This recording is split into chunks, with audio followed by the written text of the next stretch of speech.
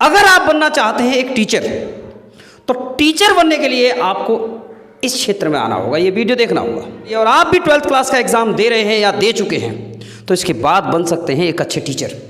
Teacher बनने के लिए आपको क्या क्या क्राइटेरिया अपनाने चाहिए, कैसे फॉर्म फिल करना चाहिए, कैसे आपको एग्ज़ाम की तैयारी करनी चाहिए और कैसे आसान तरीके से डाइट में, बीएलएड में या बीएड में एडमिशन लेना चाहिए। ये वीडियो आपके लिए इतना ही इम्पोर्टेंट है, इतना ही महत्वपूर्ण है, जितना आपकी स्टडी आपके लिए है। आपने तो आज हम आपके सामने बात करेंगे, आज बताएंगे आपको डीएलएड के बारे में। डाइट क्या है, डीपीएससी क्या है, बीएलएड क्या है और बीएड क्या है, किन किन क्षेत्रों में या किस किस स्टेट में और किस किस सिचुएशंस में हम इन सारे कोर्सेज को करते हैं और किस तरह के बच्चों को पढ़ाने का अवसर हमें मिलता है। अगर आप बनना चाहते हैं एक टीचर, तो टीचर बनने के लिए आपको इस क्षेत्र में आना होगा, ये वीडियो देखना होगा। ये वीडियो आपके लिए इतना ही इम्पोर्टेंट है, इतना ही महत्वपूर्ण है, जितना आपकी स्टडी आपके लिए है। आपने अगर अच्छी स्टडी कर ली और आप भी 12th क्लास का एग्ज़ाम दे रहे हैं या दे चुके हैं, तो इसके बाद बन सकते हैं एक अच्छे टीचर। टीचर बनने के लिए आपको क्या क्या क्राइटेरिया अपनाने चाहिए, कैसे फॉर्म फिल करना चाहिए, कैसे आपको एग्ज़ाम की तैयारी करनी चाहिए और कैसे आसान तरीके से डाइट में, बीएलएड में या बीएड में एडमिशन लेना चाहिए। ये सारी बातों को जानने के लिए आप देखें हमारा ये 5 मिनट का वीडियो। तो मैं बात करूँगा कि डीपीएससी प्राइमरी एजुकेशन के लिए टीचर बनने के लिए कोर्स है, जो प्राइवेट कॉलेज के लिए है और वुमेंस के लिए है। जबकि डाइट जो है वो एससीईआरटी के थ्रू प्राइवेट और गवर्नमेंट दोनों कॉलेजेस के लिए है और इसमें मेंस वुमेन दोनों जा सकते हैं। फीस क्राइटेरिया की बात करेंगे, डाइट को हम डीएलएड भी कह दे सकते हैं। बहुत सारी स्टेट्स में जैसे बिहार, हरियाणा है, वहाँ इसको जेबीटी कह देते हैं, जूनियर बेसिक ट्रेनिंग।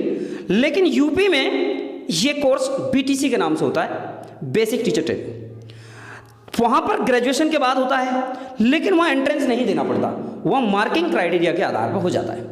यहाँ आपको एंट्रेंस के थ्रू जाना होता है। ये जो डाइट जो लोग बच्चे करते हैं वो प्राइमरी एजुकेशन के लिए होता है।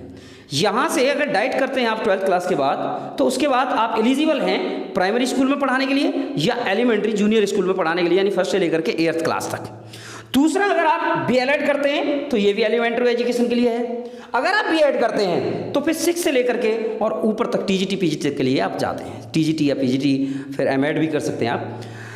अब मेरा जो क्षेत्र है बताने का, मैं आज क्या बताना चाहता हूँ आपको कि डाइट में और बीएड में एक खास अंतर है। अभी सुप्रीम कोर्ट का एक फैसला आया, तो सुप्रीम कोर्ट ने कहा कि फर्स्ट से लेकर के और 5th तक बीएड वालों को फ्री कर दिया जाए। वहाँ बीएड वाले, जैसे पहले बीएड वालों का सिलेक्शन हो जाता था, अब बीएड वाले 1st से 5th तक नहीं पढ़ा पाएंगे, अब सिर्फ डाइट वालों का वहाँ सिलेक्शन होता है। या ये कहें कि जूनियर बेसिक ट्रेनिंग वालों का, जेबीटी वालों का वहाँ सिलेक्शन होता है। बीएड वाले 6 से ऊपर तक के कॉलेज स्कूल्स में पढ़ाते हैं। अब हम बात करेंगे इसके फीस क्राइटेरिया की। इसका फीस क्राइटेरिया क्या है?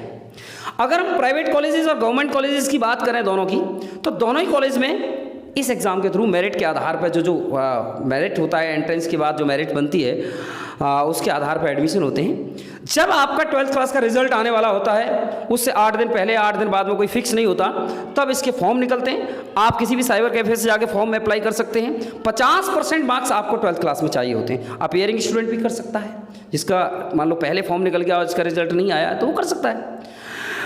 इसके अलावा बीएड में भी 50% मार्किंग आपको ग्रेजुएशन में चाहिए होती है, बहुत ज़्यादा मार्किंग नहीं चाहिए होती है, वहाँ भी आप एलिजिबल हैं। अगर आपने 12th क्लास का एग्ज़ाम दिया है और उसका रिजल्ट आपका समथिंग मई के लास्ट वीक में या जून के फर्स्ट वीक में आ रहा है, तो उसी के आसपास ये फॉर्म निकलेंगे। एक 25 दिन से 30 दिन का आपको समय मिलेगा तैयारी करने का।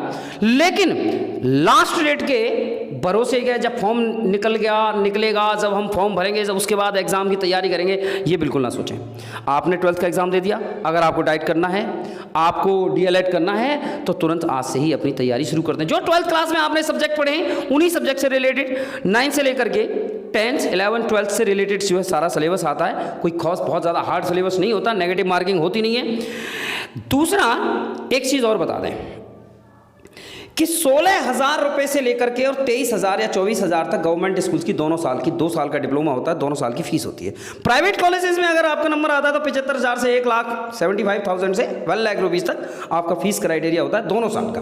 बहुत ज़्यादा फीस मिल रही है, कम समय में, कम पैसे में, कम मेहनत में आप अच्छा अचीव करना अगर चाहते हैं तो DLED को अपनाएं या BLED को अपनाएं, बैचलर ऑफ एलिमेंट्री एजुकेशन भी आप कर सकते हैं। दूसरी चीज़, अगर आपके सपने बहुत बड़े हैं, आप UPSC क्वालिफाई करना चाहते हैं, आप मेडिकल सेक्टर में जाना चाहते हैं, आप किसी और क्षेत्र में जाना चाहते हैं और आप फाइनेंशियली मजबूत नहीं हैं, तो वो पेरेंट्स जो बहुत ज़्यादा नहीं कमाते वो अपने बच्चे को टीचिंग का रास्ता अपनाएं, टीचिंग में भेजें। टीचिंग से 2 बेनिफिट आपको मिलते हैं। एक तो ये कि आप बच्चों को पढ़ाने के साथ साथ अपने को एक्नॉलेजमेंट गेन करके बहुत ज़्यादा परिपक्व बना लेते हैं, बहुत ज़्यादा मैच्योर बना लेते हैं। दूसरा, आप फाइनेंशियली फ्री हो जाते हैं। आपकी सैलरी मान लो 40 से 50,000 रुपये, 60,000 रुपये अगर सैलरी है तो आप फाइनेंशियली फ्री हो गए, घर के खर्चे भी आप चला सकते हैं और अपनी एजुकेशन को आगे कंटिन्यू भी कर सकते हैं। टीचिंग एक ऐसा क्षेत्र है जिसके साथ साथ आप कई सारे कीर्तिमान स्थापित कर सकते हैं, कई सारे अच्छे जगह पर पहुंच सकते हैं, अच्छा बहुत कुछ अचीव कर सकते हैं। मेरे कई सारे स्टूडेंट्स ने पिछले 30 सालों के अंदर टीचिंग क्षेत्र को अपना के, इस टीचिंग सेक्टर को अपना के बहुत सारी अच्छी अच्छी जगहों पर उन्होंने अचीव किया है। आज मैं अगर बात करूं, उन बच्चों के फ़ोन कॉल्स आते हैं कि सर आपने सही रास्ता दिखाया था, आज हम सक्सेस हैं तो सिर्फ टीचिंग के कारण हैं। तो teaching is the best criteria. और सबसे बड़ी बात, कम समय, जैसे मेरे पास बहुत सारे पेरेंट्स आते हैं और वो कहते हैं कि साहब जो मानना है कि जैसे बच्चियों के लिए टीचिंग को बहुत ज़्यादा सुरक्षित समझा जाता है, वैसे बेटे भी, हमारे बच्चे भी कम नहीं है, बहुत अच्छा कर रहे हैं, अचीव कर रहे हैं बहुत कुछ, लेकिन बेटियों के लिए पेरेंट्स का ऐसा मानना है कि ये सबसे सुरक्षित फील्ड है, सबसे प्रोटेक्टेड फील्ड है। बच्ची बहुत ज़्यादा दूर नहीं जा पाती, बहुत से पेरेंट्स अलाउ नहीं करते दूर जाने के लिए, तो वो बच्चियाँ घर से टीचिंग कर सकती हैं और कम समय में अच्छा अचीव कर सकती हैं, फाइनेंशियली फ्री हो जाती हैं, अपने को आगे ले जाती हैं, अपने पैरों पे स्टैंड कर जाती हैं, ऐसा पेरेंट्स का मानना होता है। इसलिए मैं उन बच्चों के लिए विशेष तौर से कहना चाहूँगा जो फाइनेंशियली फ्री नहीं है, अपने को कम समय में फाइनेंशियली फ्री बनाने के लिए डाइट का प्लान करें, किसी अच्छे इंस्टीट्यूट में जाएँ। अगर लिंक में हमारा नंबर दिया हुआ होगा वहाँ फ़ोन करें या हमारे चैनल के थ्रू कमेंट करके भी हमसे कांटेक्ट कर सकते हैं। हमारे पास सारे एंट्रेंस के कोर्सेज अवेलेबल हैं, आप चाहें तो हमें भी चूज़ कर सकते हैं। कहीं से भी करें, भारतवर्ष के किसी कोने से भी करें, लेकिन अच्छी तैयारी करें और DLED का या BLED का एग्ज़ाम क्वालिफाई करें और टीचिंग सेक्टर को चूज़ करें। जिन लोगों को ये वीडियो अच्छी लगी हो वो सब्सक्राइब कर लें चैनल को, और किसी दूसरे का भला हो जाए इसलिए किसी दूसरे तक भी पहुँचा दें, शेयर कर लें।